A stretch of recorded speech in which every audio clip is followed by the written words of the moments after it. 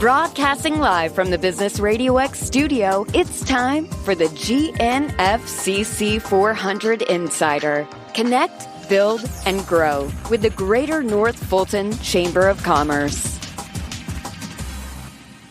Hello, and welcome to the GNFCC 400 Insider, the monthly radio show and podcast presented by the Greater North Fulton Chamber. I'm Callie Boatright, President and CEO of the Greater North Fulton Chamber. And today we will be discussing our 2020 Chamber Year in Review and our plans for 2021 with both our current and future chairs. First, we have Alan Najjar, our 2020 Chairman of the Board and Director of Business Development at Smith & Howard. Welcome, Alan. Thank you. We also have with us the incoming Chair for 2021, Lindsey Petrini. Lindsey is the Vice President and Chief Operating Officer at WellStar's North Fulton Hospital. Hi, Lindsey. Hey, Callie. I am so glad to have you both with me today. It's a lucky person that gets to work with both their current outstanding chairman of the board and have a connection with the person who's going to take the reins in the next year. And frankly, for me, it's awesome, even better, because you all were part of the reason that I took this job 2.5 years ago. You all were so supportive, and I could tell really had a passion for this organization. And certainly you have demonstrated that since I've been here by leading. I want to start with just having you tell me a little bit about yourself, your background, and what led you to the leadership path that you're on now, and in your current position. And Lindsey, I'm going to go with ladies first. Okay. So I have been in the healthcare business for over 20 years now. So I came out of college and began working in a hospital. And I know for most individuals, hospitals do not sound like really any place you would like to be. But I was very immediately taken by the mission. I was also very taken by the fact that you have such high educated people as neurosurgeons, and then you have folks that are running the physical plant, the EVS folks, and those types of individuals that give to the overall care of the community. And I was really taken by that and really wanted to be a part of that mission and lead that mission. So I personally have walked into a hospital that day at 21 years old and have never looked back, just enjoyed every minute of the commitment to the community and caring for people. As far as my personal background, I am not just an operating officer, I am also a mother.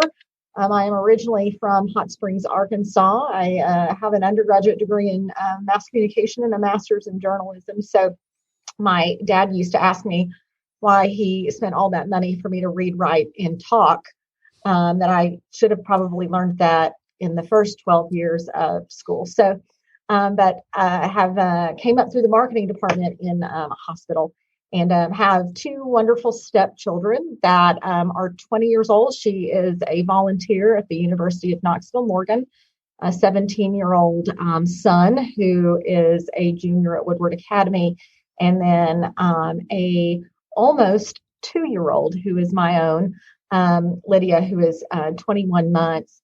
And definitely, I truly believe, looking at her at this age, she is going to be a future leader herself. She is very confident and very opinionated. So many prayers from anyone on the phone who's had to deal with an opinionated, confident 2-year-old in their life. So my husband, John, and I live in Atlanta. I've been a part of North Fulton Hospital for 15 years and really became a part of the chamber very early on with leadership North Fulton, and have just felt that sense of community as it expands beyond the hospital, but the impact that the hospital has on the community itself, and really a desire to give back. So just very excited to be given this opportunity next year with the chamber. Well, we're excited that you're going to be leading us next year. And I'm even more excited now to know that you have an up and coming leader in your house. And so it's nice to have that pipeline coming through. I was going to ask you about the challenges of COVID, but it sounds like I need to ask you about the challenges of having a 2-year-old. It is a lot to balance. So we certainly appreciate everything that you've put into the chamber and what you're going to bring next year. And now it's a chance for our current chairman of the board and my boss to tell us a little bit about himself and what led him to become this distinguished position for the Chamber. Alan? Well, thank you, Callie. And I'll start by saying I can't think of anybody better to be the chair next year than Lindsey. I've known her for many years. It seems like it's a lot longer than that, but she clearly has what it takes to take this chamber to another level, and I just could not be happier for the chamber and for Lindsey. But to answer your questions, Callie, I was born in Virginia. I grew up in Atlanta. I graduated from Lakeside High School and then later, eventually, the University of Georgia. My best learning and growing experiences were a stint in the Marine Corps after my sophomore year in college. I later finished school on the GI Bill and started a banking career at Trust Company of Georgia in the early 70s. I'm currently the director of business development for Smith & Howard, which is a regional CPA firm with a national and an international presence. My wife, Donna, and I celebrated our 45th wedding anniversary this past summer, and we have 2 grown children. Our daughter, Jessica, and our son-in-law live in Birmingham, and my son, Jeff, also a Marine Corps veteran, lives in Miami. To your question, Callie, on what was my path to leadership, I would say it was probably being in the right place at the right time without a whole lot of planning on my part. It just worked out, and I've been very, very fortunate. But as I look at a path to leadership, it started by observing successful leaders that I had trusted and were willing to follow along the way. I learned from them the value of clearly identifying goals, articulating a vision, and defining the desired future state for the organization. I learned that leaders clear the path to success by developing strategies, tactics, and working with the team to accomplish their goals. Leaders, I believe, must carefully pick a team that plans the battle and does not battle the plan. So when necessary, change out personnel and match talent to task. I think that's absolutely important and critical for an organization to survive. Leaders have to set the tone, set the pace, accept the responsibility, and share the credit with the team when good success happens. So I've been, again, very fortunate to be in the right place at the right time, and could not have had a better background, and none of it was scripted. I appreciate all that you've put in, and thank you for your service. I know your Marine service gave you a lot of leadership skills as well. And Lindsey, you mentioned mission driven. So you both are definitely drinking from the Kool-Aid that makes tremendous leaders. We just appreciate that you've chosen to lead as a volunteer leader here. Alan, let's talk a little bit about this year, this interesting year of 2020, and the accomplishments and the challenges that this chamber has encountered during this time. Of course, during the season, we've faced unprecedented times and continue to do our best to keep the business community really thriving here in North Fulton. We, of course, had to get creative and pivot, which you both know is one of my least favorite words now. We still, this year, were able to grow by nearly 240 new members and have 76% of our members who have maintained their membership here and their retention rate, which is exceptional in the chamber world. And so, Alan, during all of this, you got to hear from me as your CEO and the team about all of the things that were happening. And really, we were learning as we went. Can you tell me a little bit about how it's been serving this year as chair, as the volunteer leader during all this, and some of the things that really made your time with us unique this year? Sure. Thanks, Callie. Having been involved with this chamber for probably 17 or 18 years, I've carefully studied management and the leadership from the board level of the chamber. And as I look at those that came before me and the opportunity that I had in 2020, I think it was absolutely the best year ever to be a chamber chair for a really good organization. As I look at when we went into March the 13th to 14th, and Governor Kemp shut everything down, we didn't panic. We reacted very calmly to the COVID shutdown. The board unanimously supported a solid management team and let you run the chamber. We remain very appreciative to prior governance and management for the strong financial position that we have, to where there were zero financial worries about the financial solvency of the organization. And I'm really pleased with the way your team has adapted your methods and your styles of communicating with and convening members. It's uncharted waters, but the assessment of where we were and what to do really did turn out well. I couldn't be happier with the focus on the key areas of the teams you put in place to deal with economic recovery. And I think we as a board and you as a management, the senior management person, recognized that the chamber needs to be more essential and relevant than ever. And December the 31st is not the end of the game. We zoomed into 2020. We're going to very carefully and deliberately zoom out of 2021 with a plan to remain indispensable to our members. So the best is yet to come. And with the leadership of you, Callie, and Lindsey chairing the board, good times are ahead. Well, I appreciate your confidence, because certainly that was the most interesting Friday the 13th I've ever had when that all occurred. And I would say my team felt the same. So it was good to have a strong, steady leader in place who, as I was calling and asking and bouncing things off of, you were great during that time. So I'm just so appreciative, because, there are a lot of different ways that could have gone. We certainly could have shut our doors and said, hey, we're going to hunker down. We didn't. And to have your support during a time that we were literally creating new things on the fly was really instrumental. And you hit the nail on the head. So this doesn't end December 31st, which means Lindsey coming in 2021, although obviously she's been working with us all this year as well. So it's certainly nothing new to her. But Lindsey, with a challenging 2020 comes a potential more concerns or different concerns in 2021. What do you think is most important to the vision that you have for 2021 as it relates to North Bolton and the chamber and what we can do? Well, I think the first thing is to reflect and be thoughtful about what worked really well in 2020 with you and Alan's leadership. And there's so many ground and foundational work that you and Alan worked on that will set us up for success in 2021. And you are right, it is not going to be over when the clock strikes midnight, how much we all wish it would be. But that the pandemic will continue. And so we have to look next year at how we intend to reimagine, redesign, and reemerge. And those three words were words that you and I focused on at our board retreat and will continue through this next year.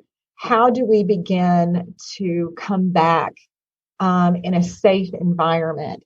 And how do we utilize the strength of our members that we gain from being a regional chamber to support those businesses with that growth? There's so many examples this past year where the numbers and importance of having a regional chamber was evident. We were able to mobilize and provide information to businesses, both large and small, very quickly during this pandemic to support them as many pivots were taken. And I don't like that word either, but there's really no other word to use.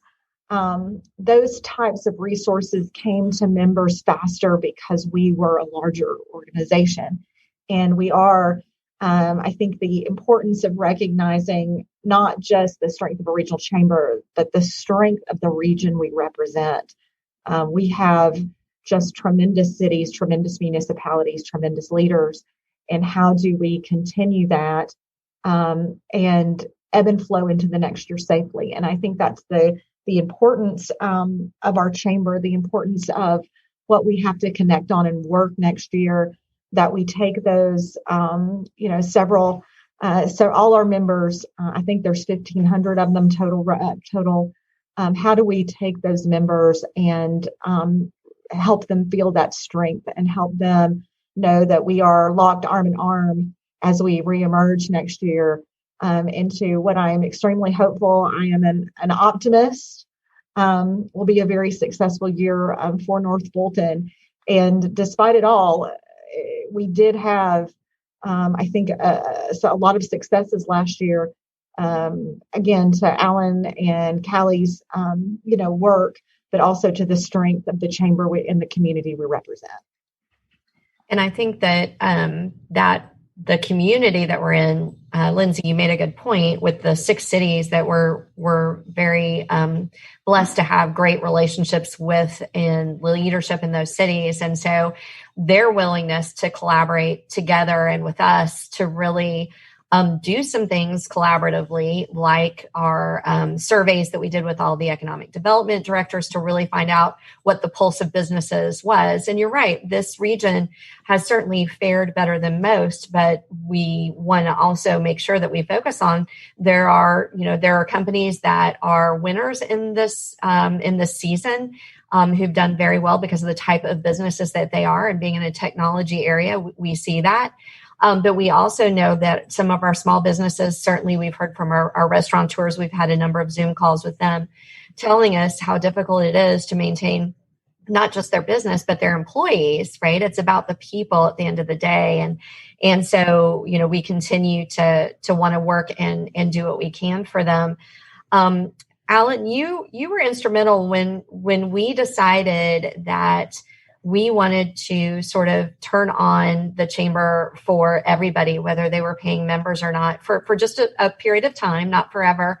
When this happened in March, we felt like the information that we were providing was good for everyone. And as a community leader, it was the right thing to do. And you were incredibly supportive about that. Do you mind just making a couple of comments about the fact that, it was the right time to be there for everybody, whether they were members at that time or not? Sure, happy to do that. As we assessed the members in our community businesses, the small ones and the big ones, we took a look at the situations they were in, and many of them did not have the lifelines that they would have if they were a Chairman's Club member or even a regular member of our chamber, but they are so important to the business fabric of North Fulton. We felt like anything we learned and heard that was worth sharing, we needed to share it and make it available. And I think it's almost unanimous that our members supported each other, and they've been very good about sharing information. I've been privileged to serve on the Cash Flow and Economic Recovery Task Force, and a lot of the focus has been on the PPP loans and bringing liquidity to the marketplace, but there's other aspects of keeping businesses solvent. So I think we've thrown a wide net out there, and we have resources that will help the community heal, and as Lindsey said, continue to let it be one of the most prosperous areas in the metro area and not the country. Yeah, but the chambers need to do what they need to do to support the businesses in their community. Agreed. And I think that recovery is the main thing that we're all focused on right now, regardless of where you sit in that line. So as we get to the end of the year and the transition of chairman, Alan, what advice would you give to Lindsey for a successful 2021? And the caveat to that is it's almost like the subtitle is, what do you wish you'd known before you started all of this? Well, I was very lucky to have the support of Bill Bland, Roger Lusby, many of the former board chairs that serve on our board in various capacities, and they were a tremendous resource to me when I had questions, particularly a lot of the legal issues. I would go to some of the attorneys on the board, Lee Tucker in particular, and they were just very generous with their advice. John Herbert, same thing. But my advice to Lindsey is be yourself. I don't have any advice for you unless you ask for it. I have complete confidence in your ability to be an excellent chair, and you're a proven leader. But if you were to ask, and since Callie asked, I guess, on your behalf, if I would throw a couple of things out there, you already do them, Lindsey. I would just encourage you to do what you did getting ready for today. You prepare in advance and you lead by example. As you oversee board meetings in 2021, I think you should regularly reaffirm the Chamber's mission statement, which is to be the recognized leader for business growth, talent development, and regional prosperity. And remind your board members, too, that our vision is to be the premier business organization driving member and community success. I think the more you can emphasize that, the more we will practice it in our daily lives. I think you should remind the board, too, that while management created the strategic plan, they presented it to us on December the 1st. The board now owns that strategic plan, and you're the overseer of that and responsible for helping the board support Callie and her team on implementing that. I remember when you, Callie, and I rode to Columbus and let it be known that Callie and Lindsey sat in the front seat. I sat in the back seat. I think that was prophetic of where we're going to be in 2021. Lindsey and Callie still in the front seat. I'm in the back seat. But as we looked at other successful chambers around the state, a theme that came out of that was dream big together. You've got such a tremendous wealth of resources on your chamber board. Get them together, get them to open up, dream big together, and I think we will soar to some new heights that we don't really see today. I think you've been very effective in understanding that the board governs, but staff manages. With the emphasis that I've seen you place, I think continue to support the focus on the next generation of members and leaders for our board is critical. And we started down the path of becoming an accredited chamber. So you and I saw a lot of those things that we should aspire to. We're well on the way to get there. So I would just keep the focus on that path to accreditation. We've got, in my opinion, the best chamber in the state of Georgia. We just need to get officially recognized. So if you need advice, I'm here anytime you want it, but you'll never get any unsolicited advice from me because I have complete supreme confidence in your ability to be a wonderful chair. Thank you. Thank you. They're like the greatest cheerleader, and that's one of the things that has made him such a great chair this year. Alan, thank you. Your advice for Lindsey is outstanding, and I've always taken, the similar advice, obviously, as I've worked with you over the last years as well. You've always been tremendously supportive, which I appreciate very much. So, Lindsey, here we are. You're about to take the reins. What in the world motivated you to say yes and to lead the chamber?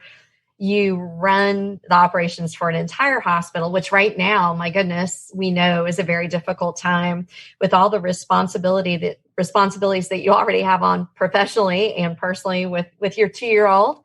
How do you plan to manage it all, and what really motivates you to do this? So a couple different things. I mentioned community and mission early on, and the chamber really heavily aligns with that feeling of community and mission that I have for the hospital. I've been a part of the North Bolton community for 15 years. I've only lived in Georgia 15 years. So I have a huge sense of responsibility and loyalty to the North Bolton community that has supported me for all these years. So I would say that's really one of the key reasons. The other thing is, honestly, my grandfather was a chamber member. My great-grandfather was a chamber president, chamber chairman. I have a long-standing line of family members that believed in the chamber. So I think it's just sort of in my DNA to support the chamber. Because that was the responsibility that my father, my grandfather, and my great-grandfather believed in. And so there's just that instinctive type of person in me that believes in the mission of what a chamber brings to a community, and being able to represent one with the strength of the Greater North Bolton Chamber and the reputation, I just think is a true honor. With all the responsibilities, yes, I definitely feel like this past year, had I been the chair when we had a pandemic hit at a hospital, I'm not sure if I would be sitting here as calm and collected as I am right now. We definitely had a very challenging year and continue to do that. But I think that how I managed to take it all on is I do have a tremendous amount of support, both personally and professionally. From my president, John Paul, who is very supportive of me taking this on, to the other John in my life, my husband, who is always at my side and always supportive. So I would say, you just learn over time to wear different hats. And as long as you firmly believe that what you're doing is for the greater good and for the betterment of the community and the people that I think we all should feel a sense of service, then I think you're able to manage it. And honestly, that is truly the core intent of what made me want to take it on, what makes me come into work every day, and why I enjoy it so much is that at the end of the day, if you know what you're doing is for the betterment of beyond you, then it's not really a job. What you both said in different ways is it's not about you. It's about this community and the businesses and supporting those businesses. And I think that's at the end of the day, it is truly about, as you said, about community and mission. And that's where we are. I am so grateful, Alan, to have worked with you over the last year. I know you're not going anywhere because you remain on our executive committee as the immediate past chair. As a matter of fact, our chairman emeritus, which are the chairs that you mentioned, a lot of those gentlemen and ladies have sort of reaffirmed their support of the chamber and are creating a chairman emeritus group, which you're going to work with. You want to talk just real briefly about that? Sure. Our planning session, as I mentioned, we had 7 or 8 former chairs of this chamber board. Then we had a chance to sit and talk about not what would we do if it was our turn, because we've already had our turn. It's Lindsey's turn. It's Callie's turn. What can we do to support them? And as we look at our chamber in a couple of years approaching being 50 years old, we've identified 34 of the 47 past chairs. Our goal is to work with those that we know and fill in those banks quickly. And Callie and Lindsey, what we plan on is having just a resource board for you that have the same altruistic goals that you do. Let's do what we need to do so that the chamber has perpetuity. And how can we help you as the leader of the board? And how can we help Callie as the leader of the organization do what they need to do? Well, we're blessed. I think that's going to be a lot of fun. There's a tremendous amount of wisdom in that group, and I'm energized every time I'm around them.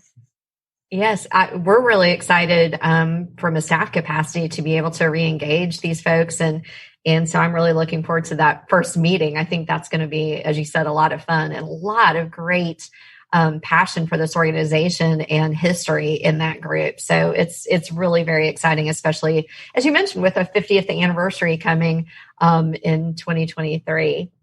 I appreciate so much both of you being on with us today. And I want to make sure that our audience knows where to find you. So if you want to give your website or your email address, social media, so that folks know where to find you, that would be great. Alan, with Smith & Howard, where's the best place for them to find out about Smith & Howard or contact you? If you just go to the Smith & Howard website, all my contact information is on there. Callie's staff has my home address. They have my cell phone number, my email address. You're welcome to contact me anytime, anywhere. I use LinkedIn a good bit. Big advocate for email. I use my cell phone a lot since I set up my office at the house 18 months ago, and I rarely use my landline at the office anymore. And I can tell you with 100% certainty, you will never find me on Facebook. So if you're checking for me on Facebook, you won't find me. That's not an option. That's about the only option that is not available, though. You're right. You're always available, which is great. Yeah. And Callie, you'd asked me once too, if I, what did I need to know? What would I like to have known before I started out 2020? Nothing. But if I had to go back and look at one thing that I didn't know, I think I would have learned how to use Zoom quicker. But as you've done, as Lindsey's done, as John does, you got to approach every day as you see it and react, adapt, and improvise. Lindsey, you've certainly done that at the hospital. John, you've done it with your Business RadioX, and Callie, you've certainly done it with the chamber. So take each day at a time and trust what you learned along the way and give it your best shot. It will work out. That's right. And if not, we're great innovators now. So we got that in our back pocket. Lindsey, how about you? How can we reach you at Wellstar? So you can always email me. It is lindsey.petrini@wellstar.org. Also, it's pretty easy to find me on LinkedIn. And I know many people already have from the board and from the relationships through the chamber. So that always is a really easy place to find me. And of course, the chamber and Callie know where to find me as well. But I just want to, again, commend Alan for just such an amazing job this past year, and his professionalism, his poise, and his optimism and his positivity is tough to follow. It has been an absolute pleasure to watch him this past year as chair, and he's been such a huge supporter of the chamber. And I know I've said it before, he's been the ultimate pinch hitter at times. He's always willing to do whatever he needs to support this chamber. And so just many kudos to him for just a wonderful, wonderful year, and just setting the stage so well for 2021. Thank you very much. Yeah. Thank you, Lindsey. Alan, you are indeed much loved. So I know you're not going anywhere, so we're keeping you for as long as we can. Lindsey and I have already decided. I feel very honored to serve on your executive committee next year, so count me all in. That's not going to change. I love it. Well, thank you to both of you for being my guests today. I also want to thank all of our listeners for joining us on the GNFCC 400 Insider, presented, of course, by the Greater North Fulton Chamber. To listen to this show again or to hear any of our previous episodes, visit GNFCC400insider.com. And to find out more about the Greater North Fulton Chamber events and programs, you can visit GNFCC.com. Until next time, I'm Callie Boatright, and this has been the GNFCC 400 Insider on Business Radio X.